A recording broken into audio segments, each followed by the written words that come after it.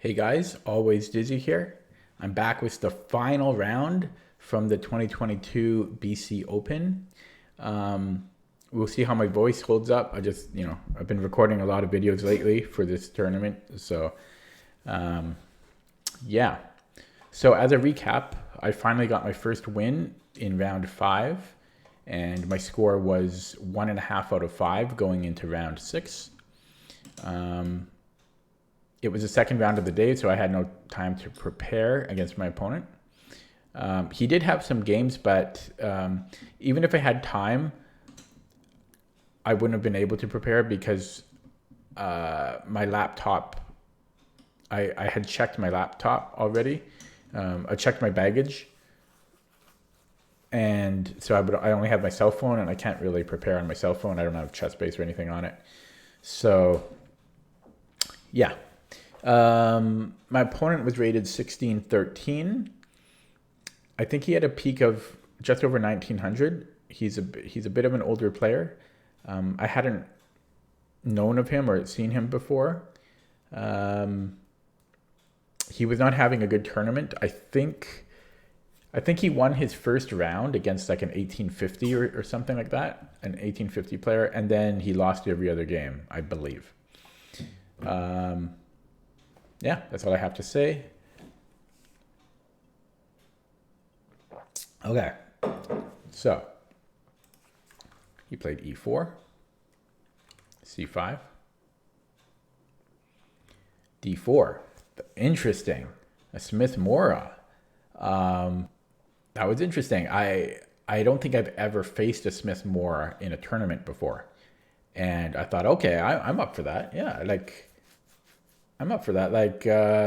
It can sometimes be annoying to play against in blitz or rapid or even classical, but in an over the board tournament, I think I have enough time to deal with all of the threats, and I thought it would actually make for quite an interesting game.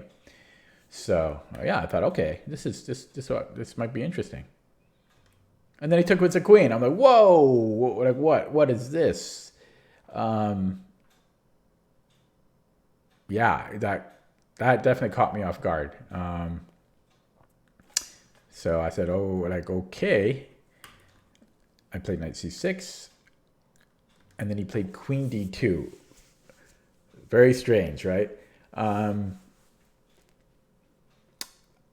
I respected my opponent's moves because, I mean, he's 1613, and I didn't know it at the time, but he was over 1900 at one point over the board rating. So I mean, his opening here is a little bit dubious, but you got to take him seriously. I mean, he's not.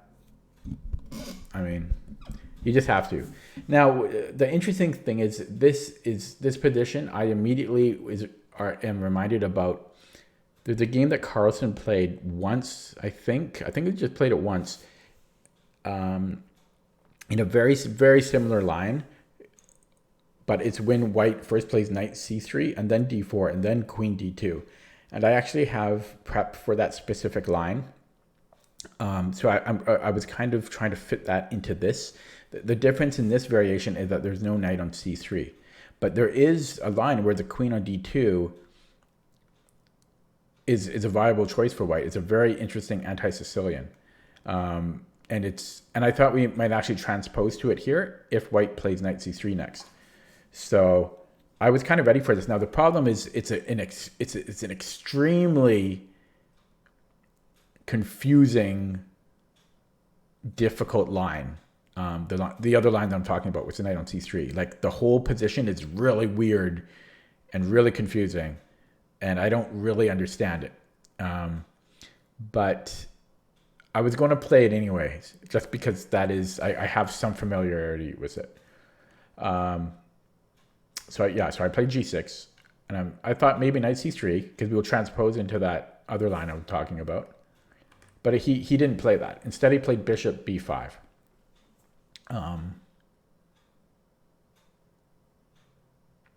Which I didn't mind because that other line I was talking about, it's very very difficult to play. So I was actually okay with getting a different line here.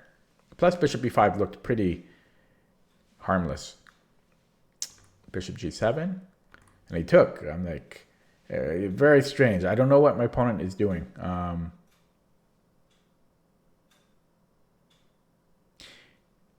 Yeah, I don't know. It's strange. My opponent was Filipino, and I heard that the Filipino players here don't really know opening theory, and they just like to attack.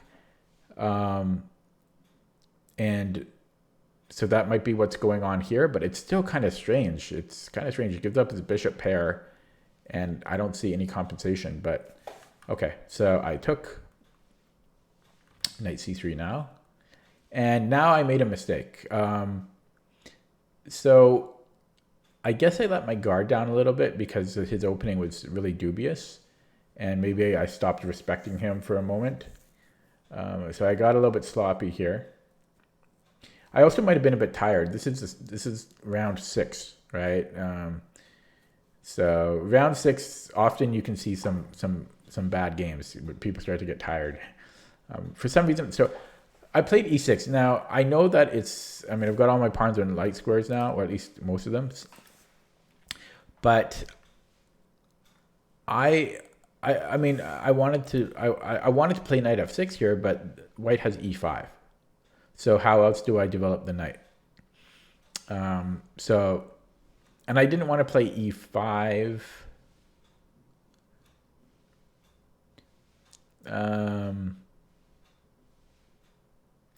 Yeah, I didn't want to play e5, so I played e6 with the idea of knight e7. But I actually just literally forgot that after e6, which is what I played, that white can just play queen d6. And if queen d6 and then I go knight ge7, I thought I had a problem with that. Yeah, I think the problem here is, even though I can castle, what am I doing next? Right? Like I guess I could go queen b6, but where does my knight go at that point?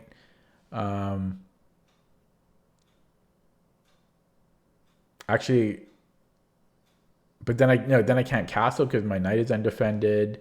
And then he has bishop e3 attacking my queen, so my queen doesn't actually belong on b6. So, whoops, chess base. Yeah, so I don't know. I made a mistake. Now, my opponent actually did not play queen d6, and he thought for quite a while here too. He played knight ge2. So we both made kind of a mistake here. Again, we're probably getting tired. Yeah, he spent 6 minutes on this move. So I was off the hook. I pretty quickly played d5 because I'm like, okay, yeah.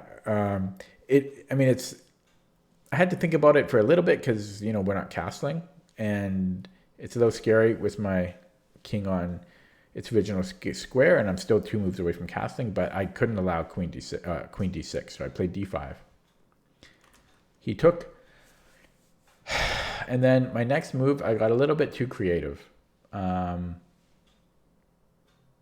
If this was bullet or blitz, I'm taking with the c-pawn pretty quickly. In the game, I took with the e-pawn.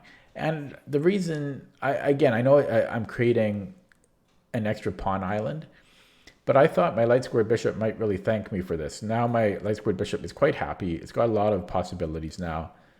And it just felt like a more flexible position for me. But this is actually not the greatest decision because the open E file creates a little bit too much immediate pressure on me, as opposed to it being closed if I had a pawn on E6. Well, you can kind of see what happens in the game. He castled knight E7, knight G3, castles. Yeah, I think it was fine. Queen F4. Knight f5. Knight takes, bishop takes. I mean, my position is fine, but it would have been a little bit better if I had taken with the c pawn. I forget if there was something more immediate. I don't have the engine on, but I just have to remember. It might have been... because it seemed like it would just transpose, but... actually, I think it might have been b3 might have been a thing here, if I remember. Like, it might have been b3, and then at some point he challenges my bishop. I forget. Okay, anyways, this is what happened in the game. He played queen a4. Queen b6, defending c6. Knight e2.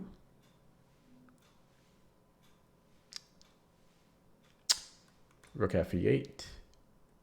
Knight g3. Yeah, there were some better moves for white here instead of knight g3. I don't think it's the best square for his knight when I have a pawn on g6. Right. So bishop d7. c3. And then my next move, Stockfish doesn't really like, but at the same, I don't really regret my decision. I mean, if I could go back in time, I might play something out better or different now. But I don't really regret my decision at the time because I think it was a logical decision. I played rook e7 because I wanted to control the d file, or sorry, the e file.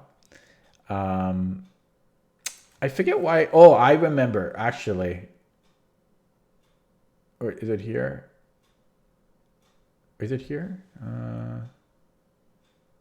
No, yeah, I remember now. So even now I forget.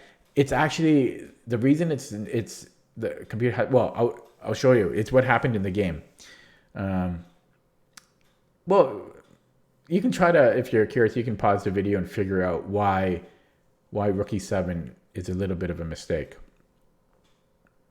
I don't think it's simple to see, even though I'm telling you. So I'm curious let me know if any of you guys figure it out. Okay, so he played queen a3. I double up the rooks. And then this is the issue, bishop e3. And I was in a bit of shock when this happened. And the problem is if I don't play rook a e8, my rook is hanging. So I basically just have to like lose a tempo to protect that rook. I guess maybe I had bishop f8. No, bishop f8 though, he still has bishop e3. So yeah, I just totally missed that. And you know, when he played it, I thought for a while here, let's see, how long did I think? 10 minutes. Yeah, because this felt really bad, because think about what happened in the game so far before this. Like, I'm much better. I've got the bishop pair, and okay, maybe I'm not much better, but white is not challenging me at all, right? White is kind of letting me do what I want, and again, I have the bishop pair, and he's white. He got first move, and he basically gave me the full initiative during the game. And I have a major time advantage at this point too. Let's see, move 18. Yeah, I have an hour and 5 minutes. My opponent is down to 38 minutes. He was really slow. So I have twice as much time as my opponent and the bishop pair. And it just felt really bad because I'm going to throw another game. You know what I mean? So bishop e3, I was really, really upset at myself. Yeah. Okay. So I played d4. The best move here is actually sacking the exchange, and I considered it. But I thought it wasn't enough compensation. So I think we take with the queen. And I figured, like, I didn't really know how to proceed from here. Apparently, this was the better way forward. And again, I did consider it. I definitely considered it. But I thought that was quite risky. Yeah, because even now, I don't really know what I would do after this. So, yeah, I played d5. Oh, sorry, d4. He took. I took. Still stacking the exchange here would still be viable. Queen takes d4, rook a d1, queen b6, queen c3, h5, queen f6. This was an annoying move. My opponent here had 20 minutes to my 49 minutes. So he was in some time pressure, 20 minutes to 49 minutes. But this move is very annoying for me. You know, I have to be a bit careful, and it kind of restricts me. I played c5 because I don't want that queen to stay there. And he played rook d6, which I didn't see at first. And then I played queen b5. Now, my queen only had a limited number of squares to go to, but queen b5 is very strong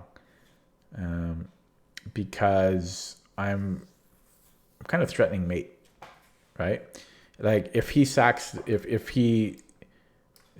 the knight to try to get a perpetual, it's mate in 2, right?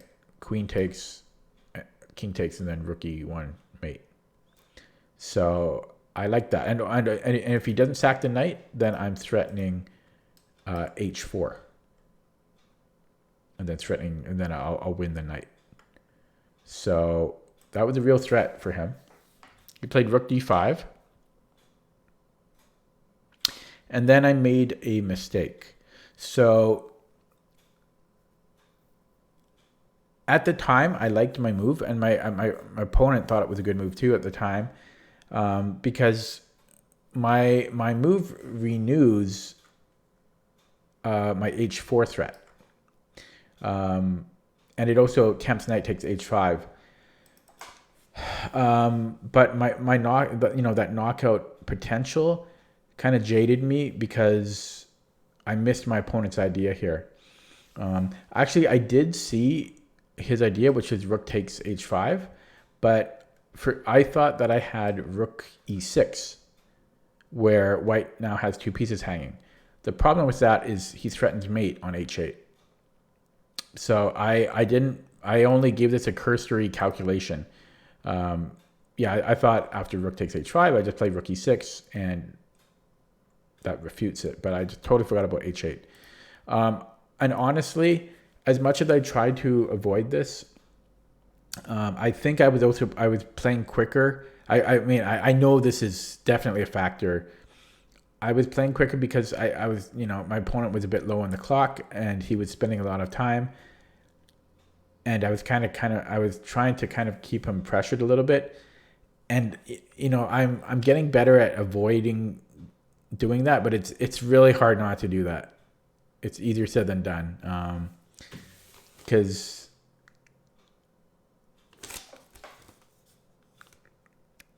he's down to 14 minutes, and he's an older gentleman. I have 46. He's down to 14 minutes, and he's spending like an average of 3 minutes per move, 2 or 3 minutes per move. So, if I can pass the turn quicker to him each move, he's going to get down. He's going to get down to like 11, 9, 7 minutes. He's going to get into real trouble. I tried not to do that. But anyways, long story short, I played queen c4, renewing my queen takes f1 threat. But, there's rook takes h5, and there's nothing that I could do.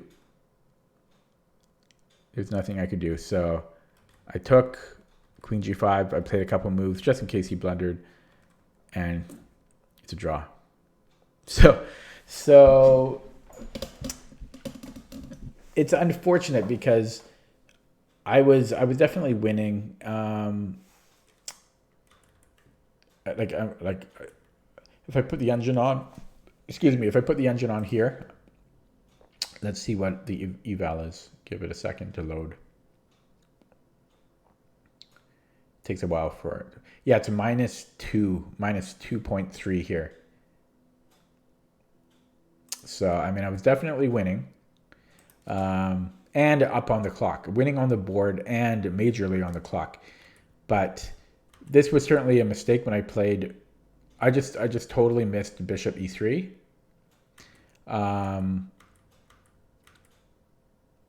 So I missed bishop e3, and then after bishop e3, the eval is equal, and the position is equal, but I have a major time advantage. And then my mistake here was just missing rook h5. So all I had to do was, I think here I could just play rook e6. And even here,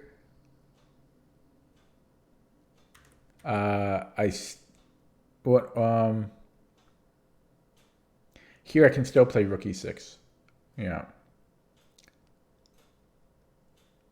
And I'm going to put the engine on here. I think I have a slight advantage, but it's really the time advantage that's good for me here. Hang on a second. Yeah, it's -1 here. Yeah. So you know, I missed the bishop e3 move. And so a draw, it's not the worst case for me. I mean, he is rated 100 points higher than I am, and I am black, but I think I should have won that game. So the draw is okay with me. I don't feel that bad about it. And with that, the tournament came to a close, and I ended up with 2 out of 6 in the under 1900 section. So I was, hoping for a little bit better. I ended up losing 17 points. I think my rating afterwards is, I think it's now 1504.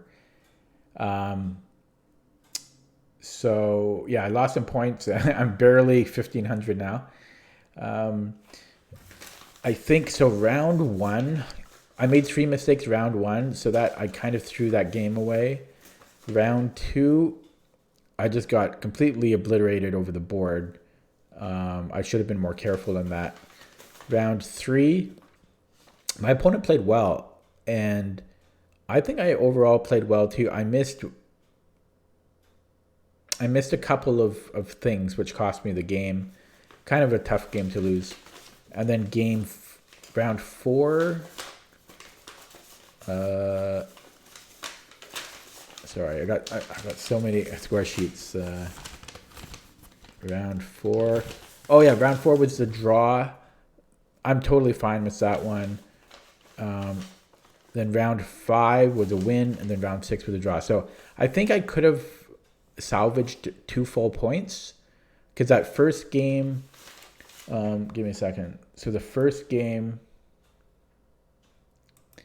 I think I should have at least drawn, if not won, because I was winning. I was up a pawn out of the opening. And then the second game, I don't know what have happened. I don't know. We'll just say that I would have lost that one. And then the third game, I should have at least drawn, and then the round 6, I think I should have won that one. So I think I could have done a little bit better. But I don't know. I don't feel that bad. I lost 17 points, which is fairly significant. But I don't know. It could be worse. Because after when I was 0 for 3, I was going to lose 50 points at that point, I think. So mitigate my loss at 17 points is not too bad. I hope you enjoyed my recaps from the 2022 BC Open. Stay tuned for my next tournament. So my next tournament is not for 2 months from now. So a bit of a break between now and then. I hope to get a lot more practice in online. I haven't been playing as much as I used to because I've just been busy, but I hope to get back to it. Hopefully set some new personal bests so that I feel more confident about playing in the next tournament. Yeah. Thanks again. Thanks for watching. See you next time.